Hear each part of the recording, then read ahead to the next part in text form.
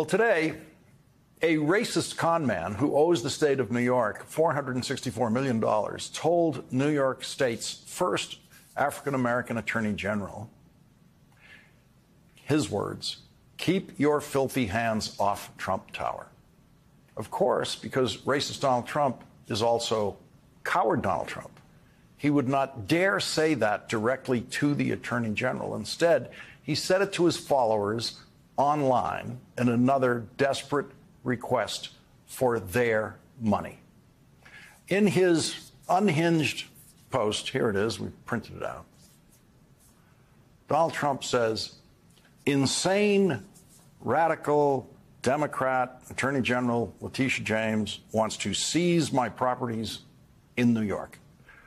This includes the iconic Trump Tower exclamation point." There it is, right there. Okay. A couple of things about Trump Tower. There's nothing iconic about it. It is a plain and boring-looking office building with mixed use, including some apartments in Midtown Manhattan, that looks like every other plain, boring office building. No, get those pictures down. That's not Trump Tower. Do not put up those pictures. Those are iconic buildings. Don't put those up when we're talking about Trump Tower. Trump Tower looks like every other boring box that surrounds it in Midtown Manhattan.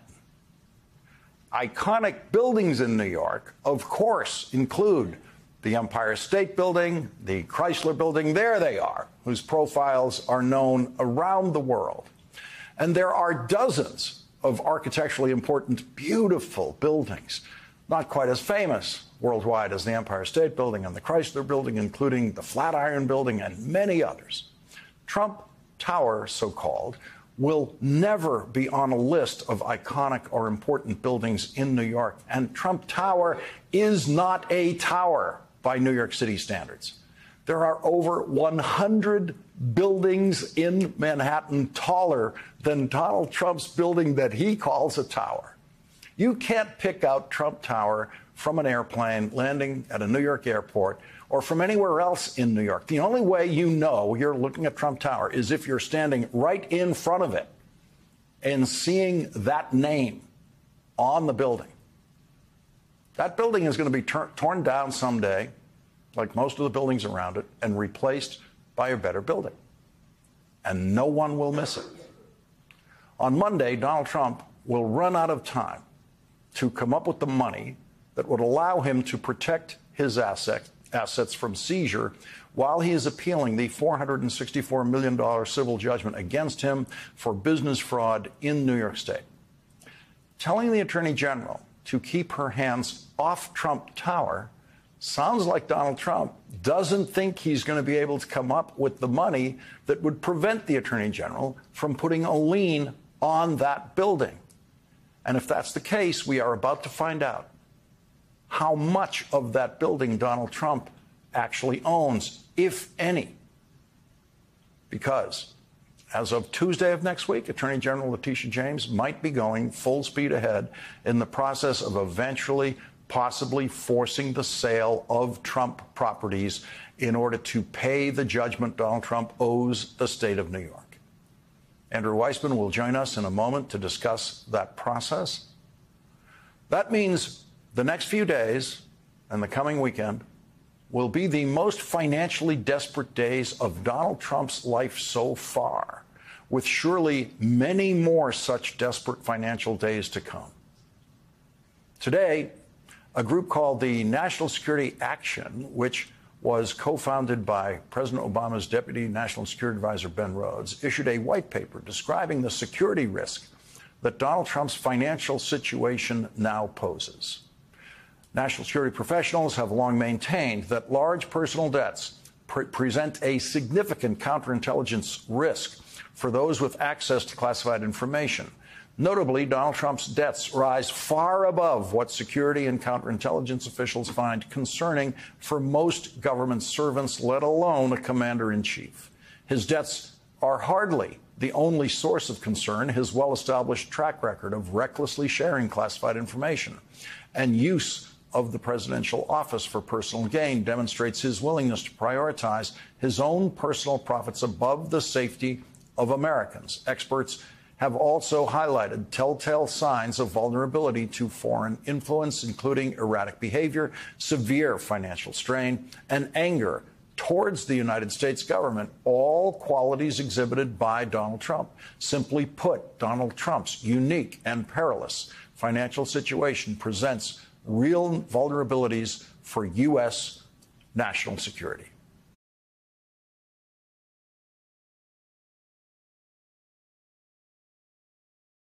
There have been reports for years now, including during the Trump presidency, about Donald Trump's indebtedness and how that is a vulnerability or could be a vulnerability for national security.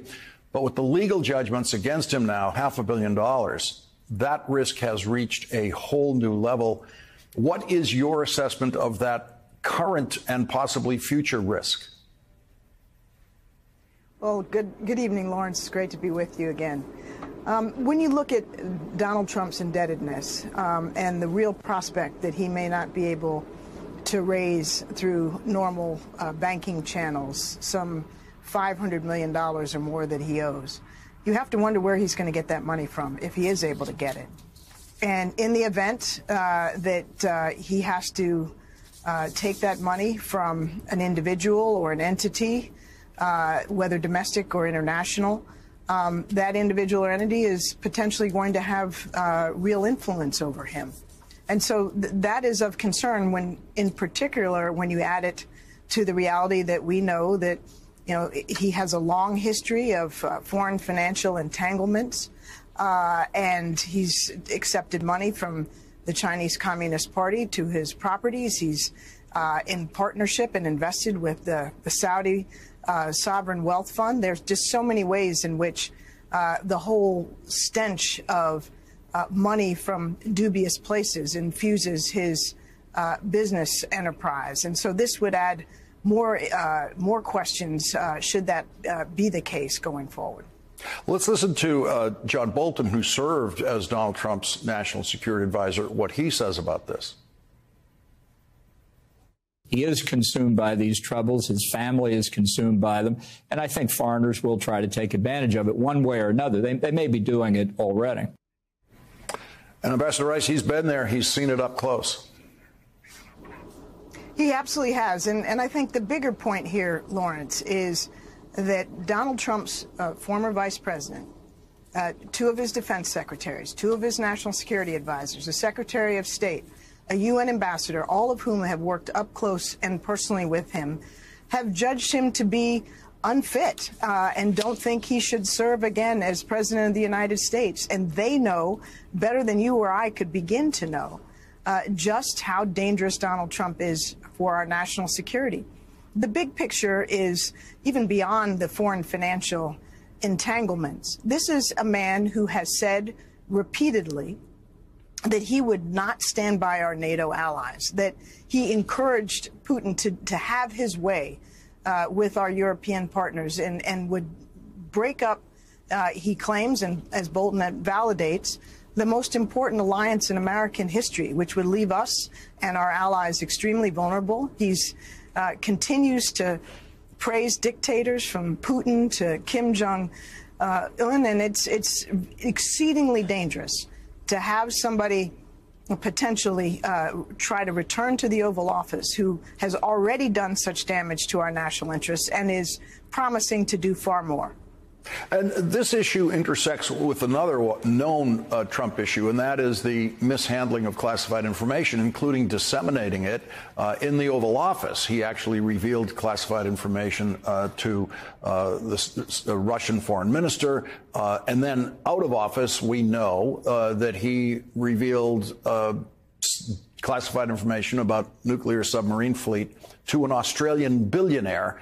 There's no information about any exchange of money from the Australian billionaire to Donald Trump. But as both of these issues are present at the same time in the same person, there seems to be a possible intersection of both of those risks. Yeah, and not to mention he's been indicted, of course, for gross mishandling of classified documents and trying to obstruct and cover that up. The real problem and pattern here is that we have somebody who clearly doesn't put the interests of the United States ahead of his own personal interests. That's the fundamental problem. And when that is the case, the United States is deeply vulnerable to manipulation and exploitation by our adversaries with whom he seems to be most comfortable. So this is really something that people need to be mindful of. He is telling us exactly what he intends to do, and what he intends to do is absolutely antithetical to the national security interests of the United States and fundamentally dangerous. Ambassador Susan Rice, thank you very much for sharing your experience and expertise with us tonight. Really appreciate it. Thank you, Lawrence. Good to be with you.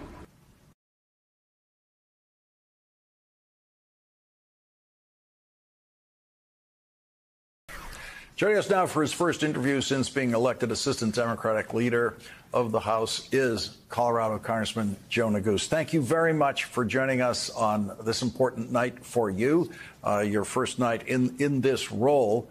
Where is the House of Representatives going now after that hearing that we saw today? Well, good to be with you, Lawrence. Good evening, and thanks for having me on. I couldn't have said it any better than Ranking Member Raskin, of course, my fellow impeachment manager, the lead impeachment manager during the impeachment, second impeachment, rather, former President Donald Trump. It's a sad state of affairs, unfortunately, right now in the 118th Congress with a House Republican caucus that is mired in chaos and dysfunction and has been so for the better part of the last 14, 15 months. And perhaps the most salient example of this is this failed impeachment effort, a frivolous impeachment effort that has no basis with respect to evidence, no cogent articulation of how any of what they've alleged would meet the constitutional standard for impeachment, which, as you know, Lawrence, is a very exacting one. And, of course, the American people understand well what a high crime and misdemeanor is because they witnessed it firsthand with respect to former President Trump's conduct on January 6th, which, of course, led to the impeachment trial, the clips of which you showed. So I wish that the Republicans would get serious about governing and work with us in a bipartisan way to address the consequential challenges we face as a country. Unfortunately, they seem disinclined to do so. I want to listen to one more thing from the hearing that Representative Stephen Lynch had to say. Let's listen to that. You've actually provided more evidence to impeach Donald Trump for a third time than you have in so much as laying a glove on President Biden. We keep on hearing about the Biden family. When you hear someone say the Biden family, that translates into we have no evidence on the president, so we're going to use the Biden family to try to implicate President Biden. But by the constant bumbling and continually shifting arguments here, you've done nothing more than exonerate President Biden. And, of course, Congressman Neguse, all of that's distracting from what should be the real business of the House of Representatives right now, urgent issues facing the House, including aid for Ukraine. Is there any possibility of a discharge petition being used by the Democrats to try to get to a vote on Ukraine aid? Well, I would say first, Lawrence, you've articulated the central frustration of so many members of Congress, and I think ultimately the frustration that the American people are feeling right now as they watch these impeachment proceedings, which have become sort of devolved into a circus, that at the end of the day it obfuscates away from the real challenges that the American people face and the need for us to address them. House Democrats under Leader Jeffries have offered a compelling vision to lower costs, to grow the middle class, to build safer communities, to address our national security concerns, as you mentioned, with respect to aiding Ukraine. House Republicans refuse to work with us in good faith on the same and instead waste time on these political witch hunts. With respect to the discharge petition that you mentioned, as you know, a discharge petition has been filed by Ranking Member McGovern of the Rules Committee, and there are a large number of members who have signed that petition. But at the end of the day, the question becomes one for Speaker Johnson. Is he willing to ultimately put on the floor a bipartisan bill that passed the United States Senate with 70 votes, which, as you know, Lawrence, from your time in the Senate, is no easy feat? This is a bipartisan proposal that has broad support amongst the American public. Speaker Johnson refuses to put it on the floor. And I think that that's a shame, and we shouldn't assume that he or this body is impervious to public opinion. We ought to make clear our desire, our request that he put it up for an up or down vote on the floor. And there's a lot more governing to do. The Senate, Chuck Schumer, is moving through appropriations bills, the bills that actually fund the government. The House doesn't seem to be moving on that at all. Well, I will say this. Leader Jeffries, from the outset of the 118th Congress, made clear we would extend the hand of partnership and bipartisanship. Ultimately, what we need is a governing partner on the other side. And I think he, the leader, the ranking member, Rosa DeLauro, who, of course, you've had on your program many times before, have done a masterful job negotiating a set of appropriation bills to ultimately fund the government. Lest we forget, we've had 3 government shutdown showdowns this year, all averted because of the leadership of congressional Democrats led by Leader Jeffries and, of course, working in partnership with Leader Schumer and President Biden. So, look, hope springs eternal, Lawrence. We're going to keep trying to convince our colleagues to see the light and work with us in good faith. There's a lot of work to do. Assistant Democratic leader Joe Neguse, thank you very much for joining us tonight for the first interview with your new title. Thank you, Lawrence. Thank you.